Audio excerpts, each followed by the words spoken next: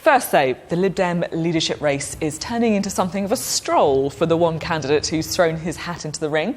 With contender after contender stepping away from the fight, it now looks pretty certain that Sir Vince Cable is going to pick up the baton from Tim Farron later this year.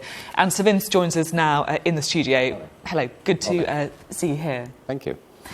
Well, the story in a lot of the papers this morning is a suggestion that the government may be rowing back from austerity. Now, of course, you were a member of that coalition who pushed through many of those belt-tightening moves. Is now the right time to loosen the belt slightly? Well, there certainly is a time to change the emphasis of policy, but I just can't understand this argument that says you either have austerity or non-austerity. The world isn't like that. You have more or less of something.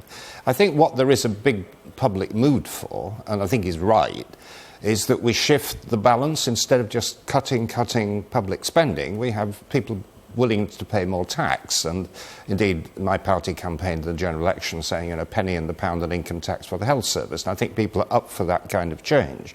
Similarly, public sector pay. You can't just have unlimited public sector pay, but we should be lifting public sector pay above the present cap, which pushes people's incomes down in real terms. And again, we argued in the election for a phased increase. And so at least people's pay, teachers, nurses, is protected in real terms. I would also argue that it makes sense to use government's borrowing capacity at very low interest rates to do more investment, social housing, infrastructure. These are the things that we could do very sensibly within sound public finance. You mentioned a few things there. How about tuition fees? Because there is a suggestion from some in the Conservative Party that's an area they could look at again. Labour have said that they want to scrap tuition fees. Is it just going to be the Lib Dems now backing the idea of £9,000? Well, I think they're panicking. I think we certainly need to look at the way the system's worked. If you remember, tuition fees were introduced under the Labour government. They were subsequently increased under the coalition. We need to see how it's worked. So who's panicking there? The government or Labour or who's Well, the Labour Party have a ridiculously populist programme which doesn't really stand up to investigation. If you don't have any form of fees, who pays for universities?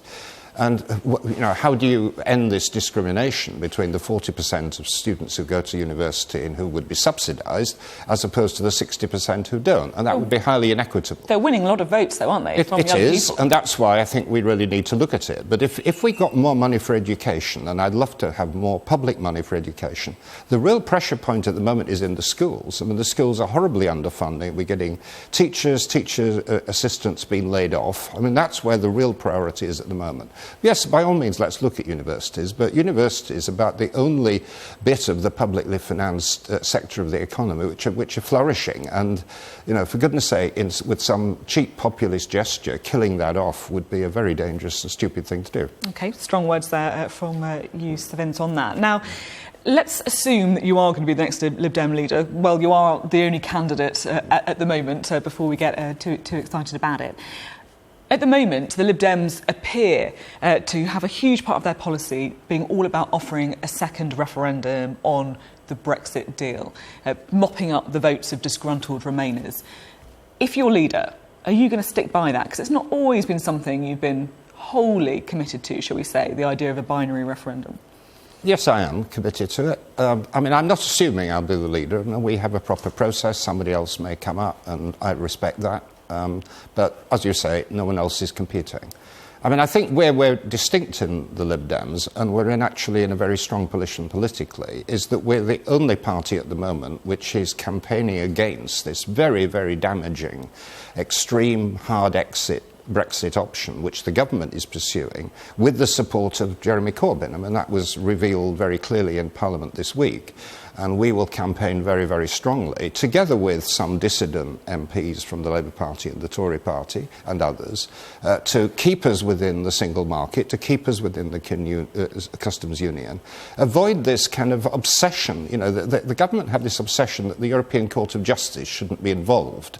But, the practical consequence of this is that very good arrangements, Euratom, that does excellent research, based in the UK, around things like cancer research. This could be destroyed because of this obsession with some red lines which have been dreamt up by the militant tendency in the Conservative Party. This is very damaging. I want to pin you down a bit on what your policy is on Brexit, because you've said that you want to try and remain in the single market. You've also previously said about free movement of people having to be changed or coming to an end. I mean, that sounds a little bit like Boris Johnson might say, have cake, eat cake policy over the EU, doesn't it? Well, I do believe in the principle of the free movement of labour and indeed the four principles of the single market. But actually, if you look at the way the European Union works, other member countries have some degree of restraint on movement. I mean, very small let me just give you an example which I dealt with when I was in government. The Germans say you cannot just freely go into Germany unless you have a German professional qualification, which is why we don't have free trade in services. And it's that kind of practical, pragmatic step, working within the European Union, working within the single market, respecting the principles. That's the kind of outcome we should be looking at. Instead of this sort of grandstanding that the British government has adopted, that you're either completely 100% in or you have to leave the whole thing. And that's what's causing this enormous, disastrous move into this hard Brexit that's doing so much damage. You see, I'm still a little bit confused by this. Let's have a little look now at something that you said a week after the referendum, which is there should be some control over migration from the EU. This will, however, make it difficult to retain single market status. So if you accepted that then, what's changed? I don't understand. It is difficult, but they can be reconciled. And I've just You've just said it will be difficult to retain single market status. Well, I think actually, when you reflect on it, and I've reflected on it, it is perfectly possible to reconcile these things, because other member states do that. So you've changed your mind since then? Well, that was put in a rather stark terms. I think it is absolutely possible to remain within the single market, to respect the principle of freedom of movement, but to have some degree of management of migration. Other countries do it, we should do it. And you're not just playing to your Lib Dem audience here. No, I'm not. I believe in this stuff, and I've been fighting for the European Union and British membership for half a century. I mean, I'm very committed to the project, and I think my party is in exactly the right position, representing a very, very large swathe of public opinion that is becoming very alarmed at the way in which this hard Brexit option is being pursued, not just by the Conservatives, but by Jeremy Corbyn's Labour Party. And they do want an alternative. And when we see the economic pain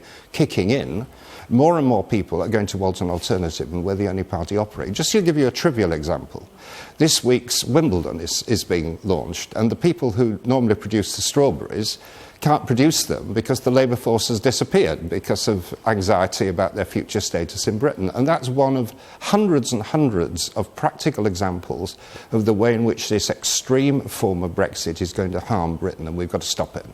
I'm interested to know your thoughts on your predecessor, Tim Farron, who, of course, led the Lib Dems through a difficult election campaign. He came under a lot of scrutiny for some of his views on things such as gay sex, abortion, and so on. That's why he resigned, according to his statement. Now, let's just have a look at what one of your former senior MPs, David Laws, said about Tim Farron, which was, as a gay man, I do not wish to be tolerated, I wish to be respected for who I am. If that's one of your own former MPs saying that, how much damage do you think Tim Farron's comments did to the election campaign of the Lib Dems? Well, David Laws was a very close colleague of mine. I have enormous respect for him, and I think he said exactly the right thing.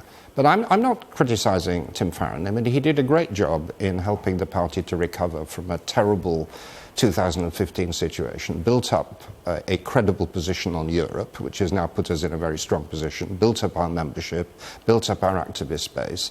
He did, as he himself acknowledged, not handle that whole issue very well of reconciling his own personal faith with his public positions on gay rights and other issues. And his position was a perfectly fair one. A lot of people have private views deriving from their religion, but they have to put these on one side when they're enacting public policy.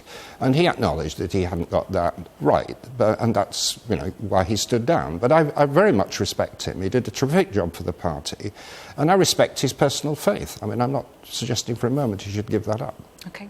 Sir Vince Cable, thank you very much for coming on the show this morning. Thank you.